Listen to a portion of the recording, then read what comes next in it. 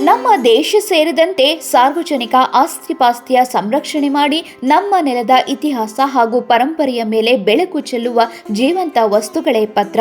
ಇಂತಹ ಅಮೂಲ್ಯವಾದ ಪತ್ರಗಳ ಸಂರಕ್ಷಣೆಯು ನಮ್ಮೆಲ್ಲರ ಹೊಣೆಯಾಗಿದೆ. ಹೀಗಾಗಿ ಈ ಕುರಿತು ಕೆಆರ್ಪೇಟೆಯ ವಿದ್ಯಾರ್ಥಿನಿಯರಿಗೆ ಪತ್ರಗಳ ಅರಿವು ಮೂಡಿಸಲಾಯಿತು. ಇದರ ಕಂಪ್ಲೀಟ್ ಡೀಟೇಲ್ಸ್ ಇಲ್ಲಿದೆ ನೋಡಿ. ಇತಿಹಾಸ ವಿಭಾಗದಿಂದ ಇವತ್ತು ನಿಮಗೆ ಒಂದು ಕಾರ್ಯಕ್ರಮ ನಡೀತಾ ಇದೆ. ಚಾರಿತ್ರಿಕ ದಾಖಲೆಗಳ ಮಹತ್ವ ಮತ್ತು ಉಪಯೋಗ ಅಂತ. ನಿಮ್ಗೆಲ್ಲರಿಗೂ ಇವಾಗ ಇತಿಹಾಸ ಓದ್ಬೇಕಾದ್ರೆ ಮೊದಲನೇ ಚಾಪ್ಟರ್ ನಿಮ್ಗೆ ಬಹುಶಃ ಆಧಾರಗಳು ಅಂತ ಬರುತ್ತೆ. ಆಧಾರಗಳು ಅಂದ್ರೆ ಏನು, ಇತಿಹಾಸವನ್ನ ಕಟ್ಕೊಡೋದಕ್ಕೆ ಏನೇನು ಆಧಾರಗಳು ಇದೆ ಅನ್ನುವಂತಹದನ್ನ ನೀವು ಓದ್ತಾ ಹೋಗ್ತೀರಾ.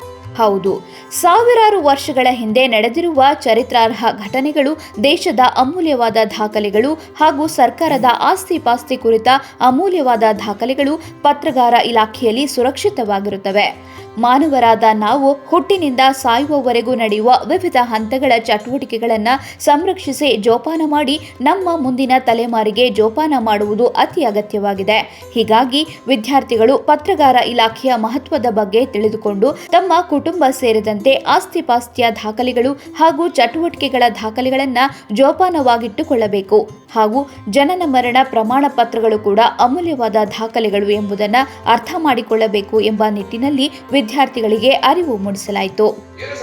ಕಟ್ಟಬೇಕಾದ್ರೆ ವಿಶ್ವೇಶ್ವರಯ್ಯನವರು ಬಾಂಬೆನಲ್ಲಿ ಇರ್ತಾರೆ 1905 ಅಲ್ಲಿಂದ ಅವರನ್ನ ಕರೆಸ್ತಾರೆ ದಿವಂಗತರಾಗಿ. ಆ ಕರೆಸೋದಕ್ಕೆ ಮುಂಚೆ ಒಂದು ಘಟನೆ ನಡೀತು.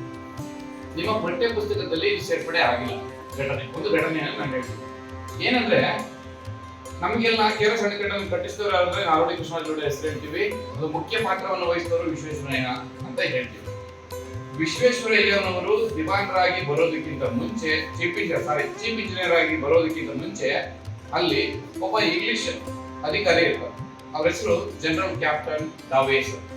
ಹೇಳಿದ್ರೆ ಹೆಸರನ್ನ ಜನರಲ್ ಕ್ಯಾಪ್ಟನ್ ಡಾವೇಸ್.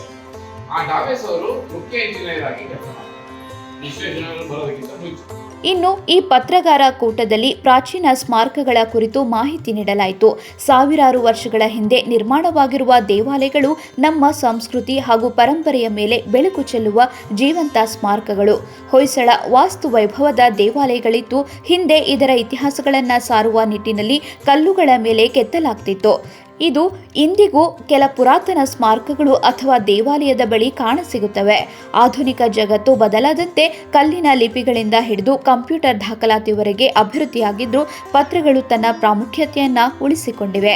ಹೀಗಾಗಿ ಇತಿಹಾಸದ ಬಗ್ಗೆ ತಿಳಿಯಲು ಮತ್ತು ಮುಖ್ಯವಾದ ದಾಖಲೆಗಳನ್ನು ಸಂರಕ್ಷಣೆ ಮಾಡಲು ವಿದ್ಯಾರ್ಥಿಗಳಿಗೆ ಪತ್ರಗಳ ಕುರಿತು ಅರಿವು ಮೂಡಿಸಲಾಯಿತು.